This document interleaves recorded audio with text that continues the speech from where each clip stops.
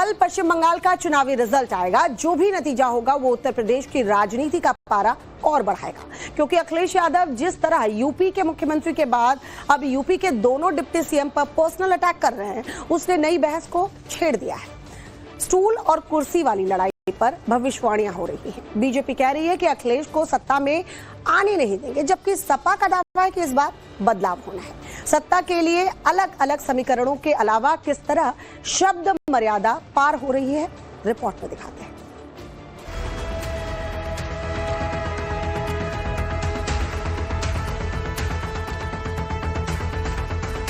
चंद घंटे बाद तय हो जाएगा कि ममता बनर्जी की कुर्सी का क्या होगा, मगर उत्तर प्रदेश में अखिलेश यादव किस साइड बैठेंगे, इसे लेकर भविष्यवाणी शुरू हो गई है। सियासी गलियारे में पश्चिम बंगाल के बाद यूपी की चर्चा हर किसी की जुबान पर है। अब देखो, दिल्ली से स्टूल मिलता है, कुर्सी फिर मिलती है कुछ। 2027 तो छोड़ दीजिए, 2047 तक उनके लिए सत्ता के इर्द गिर्द पहुंचना भी असंभव है। पूरी बीजेपी फियर क्रिएट करके हुए चुनाव लड़ती है, डरा करके आपको। अखिलेश यादव जी का जो रिजिम था पूरा प्रदेश जानता है, गुंडा राज, भाई भतीजावाद, भ्रष्टाचार और केवल अपनी प्राइवेट लिमिटेड कंपनी को, जिसको वो अच्छी तरह समझते हैं, उसके पेट भरने के लिए था। कोलकाता की लड़ाई के बीच अचानक ऐसा क्या हुआ कि लखनऊ सियासी अखाड़ा बन गया? ऐसा क्या हुआ कि योगी के लेफ्ट और राइट बैठे दोनों डिप्टी सीएम अखिलेश यादव पर फायर हो गए? ऐसी नौबत क्यों आई कि केशव प्रसाद मौर्य ने back to back 3 social media post के जरिए अखिलेश यादव की 2027 में कुर्सी वाली हसरतों पर तंज कसा और ब्रजेश पाठक ने भी अखिलेश यादव पर पलटवार किया? क्यों अखिलेश यादव मुख्यमंत्री योगी आदित्यनाथ पर बहुत ज्यादा पर्सनल हो गए? ये भी सवाल उठाया कि केपी और ब्रजेश तो साथ हैं, मगर सीएम इसमें क्यों नहीं नजर आ रहे? देखो, दिल्ली से स्टूल मिलता है, कुर्सी फिर मिलती है कुछ। 2027 के यूपी चुनाव का समीकरण अपने हिसाब से फिट करने के चक्कर में अखिलेश यादव इन तस्वीरों को भूल गए।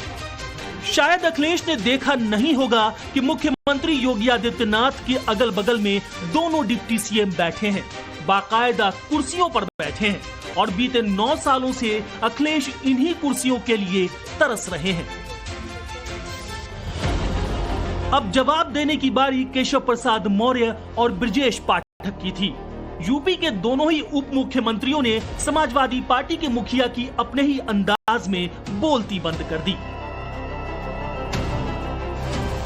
और भविष्यवाणी कर दी कि अखिलेश यादव 2027 तो छोड़िए 2047 तक यूपी की सत्ता में आने का सपना त्याग दें। देखिए, श्री अखिलेश यादव जी को मिर्ची लगी तो मैं क्या करूं, लेकिन ये जोड़ी जो है वो फिट है, हिट है, इसलिए उनको परेशान करती है।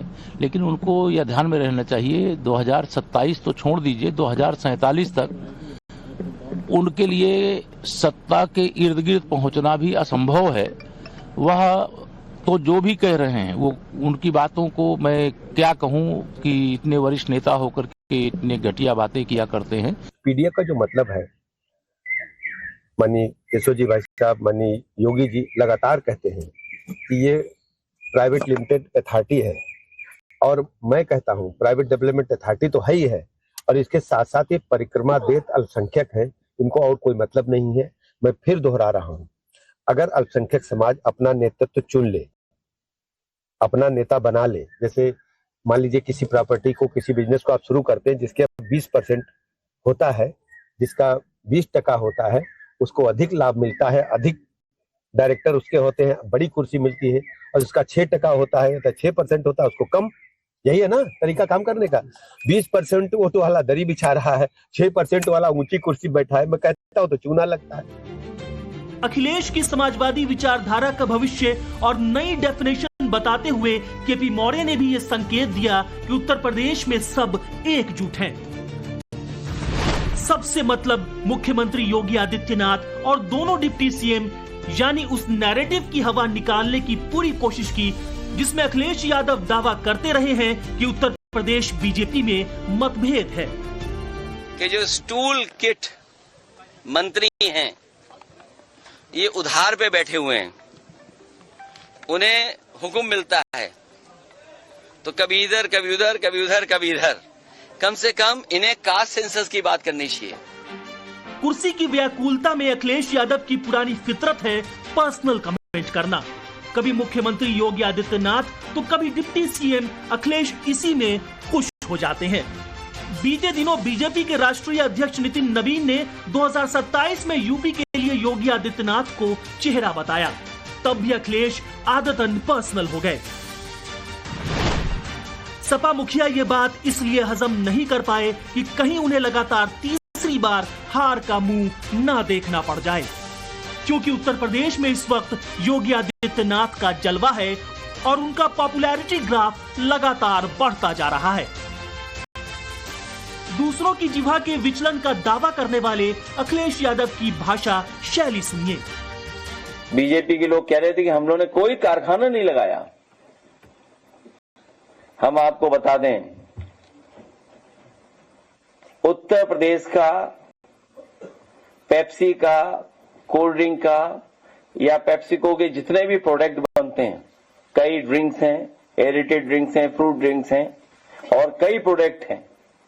सबसे बड़ा कारखाना अगर कहीं लगा है तो वो हरदोई में समाजवादी सरकार की पॉलिसी के माध्यम से लगा है। मुश्किल बस इतनी सी है कि उस कारखाने में छोटा फेंटा नहीं बनता, लेकिन छोटा मिरंडा बनता है वहां पर। 27 के लिए अखिलेश यादव धीर अधीर हो रहे हैं। भाषा की संयमता भी अतिरंजिता को पार कर गई है। बात स्टूल, मठाधीश और मुख्यमंत्री के भगवा कपड़ों से आगे पहुंच गई है। सवाल है कि क्या इससे सपा मुखिया को कुर्सी मिल जाएगी? क्या सिर्फ पीडीए के आसरे अखिलेश 2027 में लखनऊ की लड़ाई जीत लेंगे? वो भी तब जब उनका ट्रैक रिकॉर्ड आज भी यूपी के सियासी गलियारे में गूंजता है। बेईमानी और भ्रष्टाचार ने इस राज्य को बीमारू बना दिया था, अराजक प्रदेश बना दिया था, गुंडागिर्दी से त्रस्त प्रदेश बना दिया था, महीनों महीनों कर्फ्यू वाले प्रदेश के रूप में उत्तर प्रदेश को बदल दिया था। कोई भी व्यक्ति अपने आप को सुरक्षित नहीं महसूस करता था। कौन पूरा चुनाव को देखेंगे? तो ये तो यूपी में हम लोगों ने देखा था। शायद बीजेपी ने इलेक्शन कमीशन से मिलकर के यूपी में एक ट्रायल किया था, क्या कहते हैं, फ्री रन करते हैं, प्रीव्यू या क्या बोलते हैं, पहले करने से लिख रहे हैं। हाँ, मॉक ड्रिल एक अच्छा शब्द हो सकता है, रिहर्सल कह सकते हैं। तो सोचिए आप, यूपी में किया था और सेम टू सेम उन्होंने बंगाल में उतार दिया। पश्चिम बंगाल को लेकर बीजेपी जितना आश्वस्त है उतना ही यूपी को लेकर निश्चिंत हो गए हैं योगी आदित्यनाथ। खासकर जब से दिल्ली आलाकमान ने ग्रीन सिग्नल दिया है कि योगी ही यूपी में बीजेपी का चेहरा होंगे, योगी पूरी तरह से 2027 के लिए फोकस्ड हो गए हैं। वो एक तरफ माफिया मुक्त यूपी के जरिए सुरक्षा की गारंटी दे रहे हैं, विकास के जरिए यूपी की 25 करोड़ आबादी के हित को साध रहे हैं, रोजगार के जरिए नौजवानों को अपने पाले में ला रहे हैं। तो दूसरी तरफ सपा सरकार की रियलिटी सामने रख रहे हैं। अखिलेश के कार्यकाल में खराब सड़कें, खस्ताहाल सुविधाएं, बेलगाम अपराध और बेरोजगार नौजवानों के आंकड़े बताने के अलावा सार्वजनिक मंचों से कई कहानियां भी सुना रहे हैं। इस दौरान योगी की शब्दावली में तंज है, मगर अखिलेश वाली टोन नहीं है। मुझे याद है, मैं गोरखपुर में सांसद था। मैं एक बार कहीं निकल जा रहा था, 4-5 बजे का समय था। आगे हाईवे जाम था। मैंने पूछा क्यों जाम है, तो मुझे पुलिस के अधिकारी आए, उन्होंने कहा साहब एक नौजवान ने सुसाइड कर दिया है। मैं उस परिवार से मिला जिस परिवार के नौजवान ने आत्महत्या की थी। मैंने उस परिवार के उस नौजवान जिसने आत्महत्या की थी उसके माता पिता से मैं मिला। वो अकेला लड़का था। मैंने कहा ये घटना कैसे घटित हो गई? उन्होंने कहा देखिए उत्तर प्रदेश पुलिस भर्ती में मेरिट में इसका नाम आया था, लेकिन इसको नियुक्ति पत्र नहीं दिया गया और उसी से डिप्रेशन में आया। उसके बाद इसने सुसाइड कर दिया। योगी आदित्यनाथ की इमेज उनका प्लस पॉइंट है। इंडी के मुकाबले एनडीए की मजबूती उनके आत्मविश्वास को बढ़ा रही है, जबकि अखिलेश यादव निजी टीका टिप्पणियों से बाहर नहीं निकल पा रहे हैं। क्या अखिलेश चुनावी तारीख करीब होने पर भी इसी तरह की स्ट्रैटेजी अपनाएंगे? पूर्वांचल में 2022 जैसा मार्जिन हासिल करने के लिए इंडी गठबंधन ने ऐसी पार्टियों को उतारने का प्लान बनाया है जो वोट कटवा बन सके। इन्हीं में से एक नाम है मुकेश सहनी का। विकासशील इंसान पार्टी यानी वीआईपी के अध्यक्ष मुकेश सहनी बिहार से इतर यूपी में भी अपनी किस्मत आजमाना चाहते हैं। उनका फोकस निषाद वोटों पर है, जो कि यूपी में 6% के आसपास है। पूर्वांचल में निषाद मतदाता कई सीटों पर निर्णायक स्थिति में है, जिनमें संत कबीर नगर, महाराजगंज और कुशीनगर प्रमुख हैं। मुकेश सहनी ने ऐलान किया है कि वो 25 जुलाई से 101 दिनों की यूपी यात्रा पर निकलेंगे। हालांकि उससे पहले उन्होंने योगी सरकार में मंत्री संजय निषाद को चेतावनी दी है। 6 महीने का उनको हमने समय दिया है कि आप 6 महीना में या आप बीजेपी से आरक्षण ले लीजिए, तो हमारा पूरा समर्थन आपको हम देंगे। यदि अगर आरक्षण आपको भाजपा नहीं दे रही है, डबल इंजन की सरकार नहीं कर रही है, आपके बच्चे को न्याय नहीं दे पा रहे हैं, तो आप हमारे साथ आइए, हम अखिलेश जी से बात करेंगे और इंडिया ब्लॉक में हम आपको स्वागत करते हैं और यहाँ पर रहकर राजनीति कीजिए। और जब प्रदेश में सरकार बदलिएगा, 2029 में आदरणीय राहुल गांधी जी के नेतृत्व में देश में सरकार बनेगी, तो राहुल गांधी जी से हमारी बातचीत हो चुका है कि आने वाला समय में ये आरक्षण का जो पैमाना है वो निषाद को आरक्षण मिलेगा। बिहार में मुकेश सहनी की पार्टी ने 4 सीटें जीती थी, मगर उनके विधायक बीजेपी में शामिल हो गए, जिससे वीआईपी के अस्तित्व पर सवाल उठने लगे।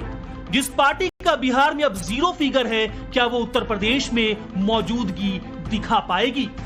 वो भी उन संजय निषाद के सामने जिनके 6 उम्मीदवार नरेंद्र मोदी और योगी आदित्यनाथ की वजह से चुनाव जीत गए।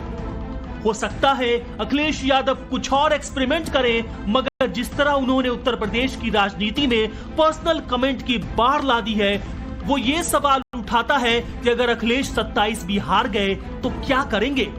जीत न मिलने पर सपा मुखिया वाली कुर्सी पर बैठकर संतोष करेंगे या फिर इसी तरह निजी टिप्पणियों की प्रयोग धर्मिता पर डटे रहेंगे? Bureau report, times now Navbharat.